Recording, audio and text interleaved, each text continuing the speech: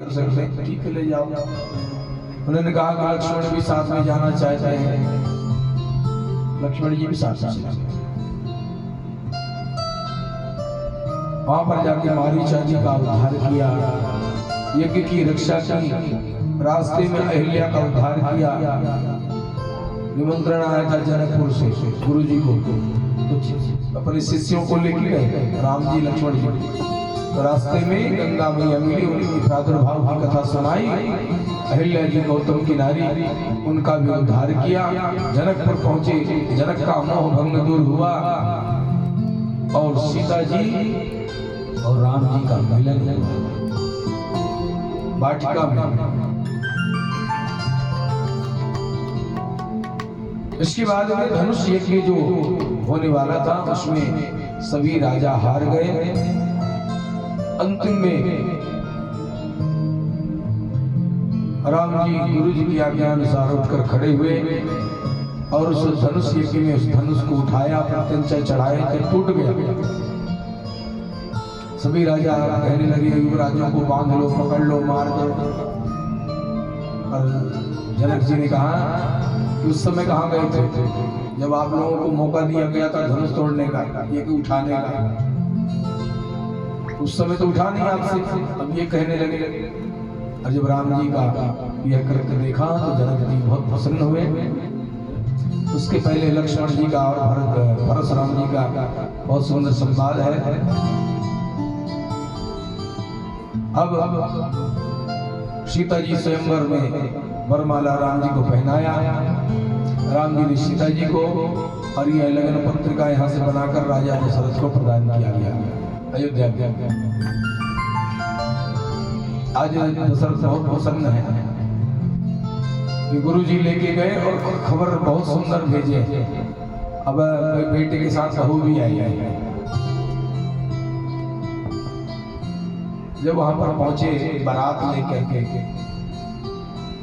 जब इनकी चार भाई देखे तो कहने लगे कि यहाँ भी चार बच्चियां हैं, ऐसा करो युग अनुसार जैसे जैसे नंबर हो ऐसे शादी विवाह कर दो। विवाह कर दिया। सीता जी अयोध्या में आई, मंगल पूर्वक निवास करती। राजा दशरथ के मन में विचार आया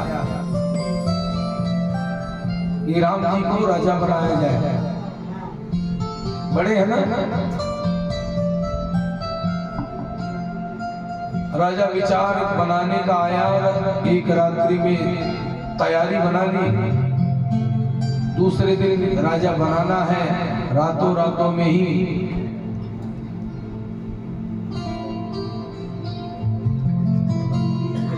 मंथरा ने सब बिगाड़ दिया कि कई की दासी है।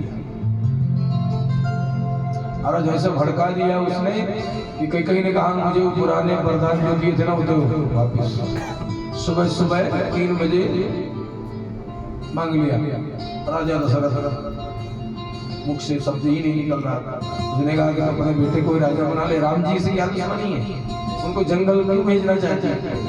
उसने एक दिन सुनी, राम जी आए पिताजी का हाल पूछने कि कई माँ ने कहा मैंने जो मेरी इच्छा हुई वो मैंने मांग लिया, अब ये देने के पीछे हट गए। और यही कहते हैं ना कि प्राण जाए पर वचन न जाए, रघुकुल रीत सदा चली आए। राम जी ने कहा ठीक है, यदि हमारे पिताजी ने वचन दिया तो हम वन जरूर देंगे, पिता के आज्ञा पालन हम जरूर करेंगे। और जहाँ पर अभिषेक हो रहा था वहां वनवास हो गया। 14 वर्ष राम वनवासी, सारे सुखों को त्याग करके राम जी ने बलकल धारण करके जटा बना करके राम चलने को तैयार हुए। उतने में लक्ष्मण जी रोने लगे, हम भी चलेंगे साथ साथ। राम जी लक्ष्मण जी को भी ले लिए, सीता जी को भी ले लिए। तीनों जन चले गंगा तट पर केवट से मिले और वहीं से सभी जो अयोध्या वासी थे पीछे पीछे आ रहे थे उन सबको छोड़ दिया। और इधर राम जी चित्रकूट की तरफ पहुंचे। केवट संवाद आदि बहुत सुंदर है। इधर राजा दशरथ का अंत हो गया। भरत जी आए ननिहाल से, पिताजी को तेल के कुंड में रखा और भाई राम जी को वापस लौटाने के लिए और जनता को समूह को साथ में लेकर के चित्रकूट पहुंचे। राम जी के कहने पर खड़ाऊ लेके वापस आ गए भरत जी, और उस खड़ाऊ को रख करके नंदी गांव में रह करके भरत जी ने राज्य 14 वर्ष तक चलाया। राम जी वहां से आगे सबरी को दर्शन दिए, खरदूषण का उद्धार किया, सबरी को दर्शन दिए।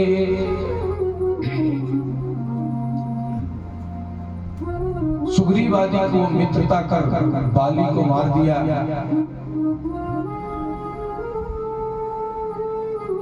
आगे चल करके वानरों की सेना से सहायता से राम जी ने सीता का पता लगाया हनुमान जी के द्वारा, और लंका में चढ़ाई करके लंका के रावण का उद्धार कर वहां के राजा विभीषण को बनाया। और वापिस भगवान पुष्प वाटिका में बैठ करके अयोध्या आए, और वहां राजा बन करके कोई कहता है 12,000 वर्ष, कोई कहता है 13,000 वर्ष तक पर भगवान यहाँ पृथ्वी पर राज्य करके गए। और भगवान जहां से गए तो पूरी प्रजा को अपने साथ में लेके गए थे, किसी को नहीं छोड़ा, सब एक साथ लेकर गए थे पूरे अयोध्या के वासी। उतना प्रेम था उन लोगों का। राम जी के जाने के समय में सभी आकर खड़े हो गए, महाराज यदि आप जा रहे तो हम भी जाएंगे। इसलिए भगवान ने सबको साथ में ले लिया। आजकल के होते वहां जाने थे बोलते ना, और उस समय भगवान थे करुणा के साथ। और आगे चल करके राम जी के ही वंश में लव और कुश हुए, ऐसे 2 पुत्र सभी को हुए, और उनसे वंश बढ़ा, और बहुत सारे चित्रकेतु आदि राजा शेया है रघुकुल आगे बढ़ता गया। अंतिम राजा का नाम है सूरत। सूरत नाम के राजा से रघुवंश समाप्त हो जाएगा। और आगे कहते हैं परशुराम द्वारा चंद्र जी का संहार, परशुराम जी के अवतार। उनकी माता जी एक गंधर्व को जल क्रीड़ा करते हुए देखा, और विलंब हो गया पति के यज्ञ में, जिसके कारण वह उनके पति नाराज हुए और अपने बेटे परशुराम जी को कहा कि अपनी मां को मार दो। तो परशुराम जी ने फरसे से मां को ही मार दिया। फिर पिताजी खुश हुए कि मेरी आज्ञा का पालन बहुत अच्छा किया इस बच्चे ने। तो कहा कि मन क्या मानता, बोले मेरी मां जीवित हो जाए। तो फिर माँ और यो बोले कि माँ को पता नहीं चलना चाहिए, याद भी ना रहे कि मैंने मारा, तो दुश्मनी हो जाएगी। और ऐसे ही वो परशुराम जी 21 बार धरती क्षत्रिय विहीन कर चुके थे, जो अभी लक्ष्मण जी के साथ संवाद मैंने बताया। और आगे चल करके ऋक्षवंश का वर्णन करते हैं कि ऋक्षवंश में जरासंध नाम के राजा हुए, जो बहुत प्रतापी राजा थे।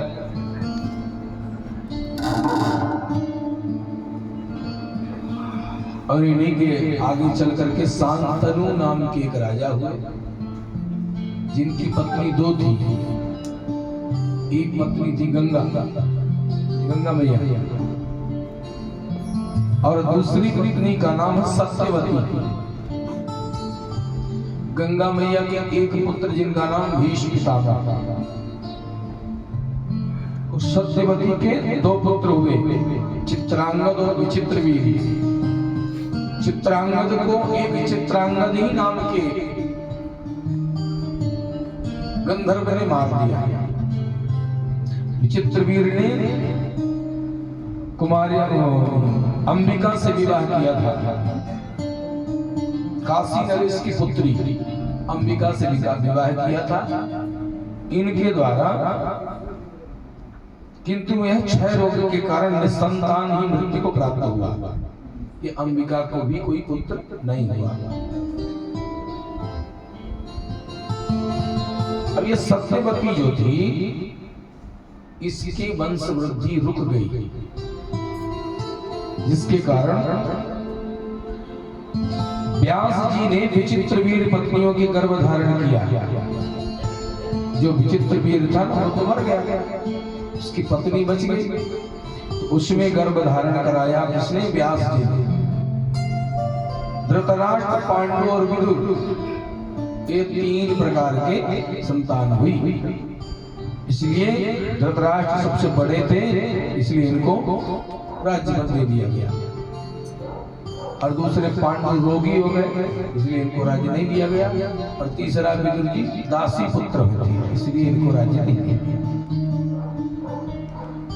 गांधारी और उनकी पत्नी धृतराष्ट्र की इनकी